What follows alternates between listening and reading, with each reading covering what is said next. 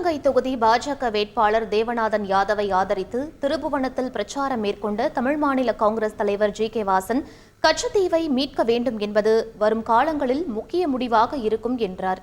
கச்சத்தீவு இன்றைக்கு நம்மிடத்திலே அந்த தீவு இல்லை என்றால் வரலாற்று பிழை செய்தது காங்கிரஸ் கட்சி. அந்த வரலாற்று பிழைக்கு புனை போனது திமுக.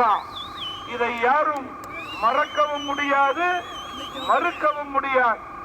இன்றைக்கு திமுகவும் காங்கிரஸ் கட்சியும் மீனவர்களை ஏமாற்ற வேண்டும் என்பதற்காக நீலிக்கண்ணி வெடித்துக் கொண்டிருக்கிறார்கள். மீனவர்கள் இனிமேல் திமுக காங்கிரஸை ஒருபோதும் நம்ப தயாராக இல்லை. வருங்காலம் நம் காலம். மூன்றாவது முறை பிரதமர் நரேந்திர மோடி அரியணையிலே ஏறுகிறார். கச்சத்தீவை மீட்க வேண்டும் என்பது நம்முடைய முக்கிய முடிவாக இருக்கும் வருங்காலங்களிலே என்பதிலே மாற்று கருத்து இருக்க முடியாது. செய்திகளை உடனுக்குடன் தெரிந்து கொள்ள உடனே சப்ஸ்கிரைப் பண்ணுங்க.